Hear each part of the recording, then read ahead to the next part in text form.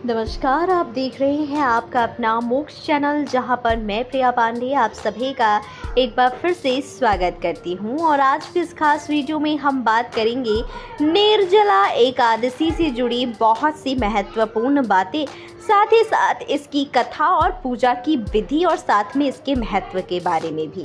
तो चलिए बिना किसी देरी के शुरू करते हैं इस वीडियो को, जहां मैं आपको बताऊंगी निर्जला एकादशी के विशेष महत्व।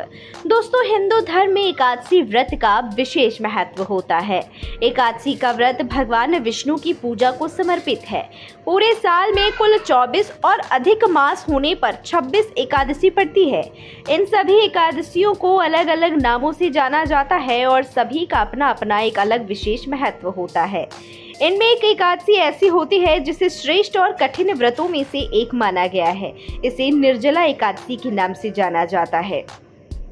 दोस्तों, निर्जला एकादशी को भीम एकादशी या भीमसेनी एकादशी भी कहते हैं, क्योंकि ऐसी मान्यता है कि ज्येष्ठ महीने के शुक्ल पक्ष में पड़ने वाली निर्जला एकादशी का व्रत करने से सभी 24 एकादशी व्रत के पुण्य फल के समान ही पुण्य प्राप्त होता है।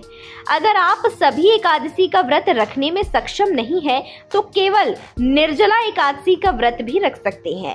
इससे भी भगवान विष्णु की कृपा प्राप्त होती है।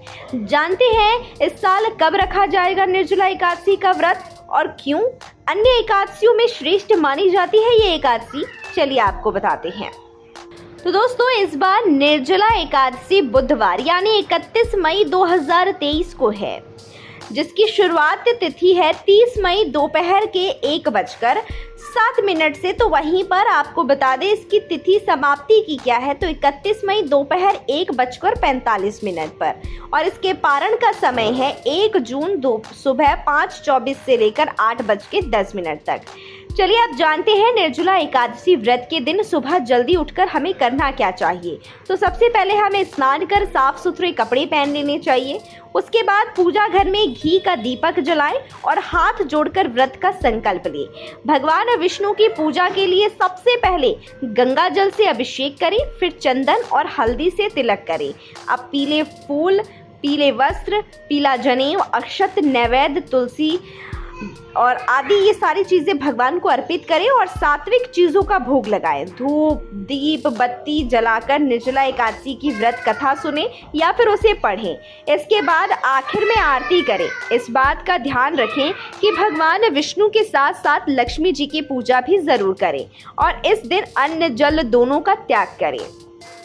आपको बता दें निर्जला एकादशी से जुड़ी एक पौराणिक कथा, जिसके अनुसार महाभारत काल में एक बार पांडव पुत्र महाबली भीम के महल वेदों में रचयिता महर्षि वेदव्यास जी आए हुए थे। भीम ने देवव्यास जी से पूछा, हे मुनि श्रेष्ठ, आप तो सर्वज्ञ हैं और सब कुछ जानते हैं कि मेरे परिवार में युधिष्ठिर, अर्जुन, नकुल, सहदेव, कुंती, द्रौपदी सभी एकादशी का व्रत रखते हैं और मुझे भी व्रत रखने के लिए कहते हैं, लेकिन मैं हर महीने एकादशी का व्रत रखने में असमर्थ हूँ क्योंकि मुझे अत्यधिक भूख लगती है। इसलिए आप मुझे कोई ऐसा उपाय बताएं जिससे मुझे एकादशी के व्रत के समान की फल प्राप्ति हो जाए। वेदव्यास जी ने कहा, हे भीमसेन, स्वर्ग लोक की प्राप्ति और नरक से मुक्ति के लिए एकादशी का व्रत जरूर रखना चाहिए। भीम ने कहा, हे मुनि श्रेष्ठ, पर्याप्त भोजन के बाद भी मेरी भूख शांत नहीं होती। ऐसे में केवल एक समय के भोजन करने से मेरा काम नहीं चल पाएगा। वेदव्यास जी ने कहा, हे भीमसेन, तुम ज्येष्ठ माह के शुक्ल पक्ष की निर्जला एकादशी का व्रत करो। इसमें केवल एक दिन अन्न जल का त्याग करना होता है। इसमें व्रतधारी को एकादशी तिथि के सूर्योदय से द्वादशी तिथि के सूर्योदय तक बिना खाए पिए रहना होता है। मात्र इस एक एकादशी के व्रत से तुम्हें साल भर की सभी एकादशियों के समान पुण्य फल की प्राप्ति होगी। व्यास जी के आज्ञा अनुसार भीम ने निर्जला एकादशी का व्रत किया और इसके बाद उसे मोक्ष की प्राप्ति हुई। दोस्तों, आशा करती हूँ हमारी आज के इस खास वीडियो में आपको निर्जला एकादशी से जुड़ी संपूर्ण जानकारी मिली होगी।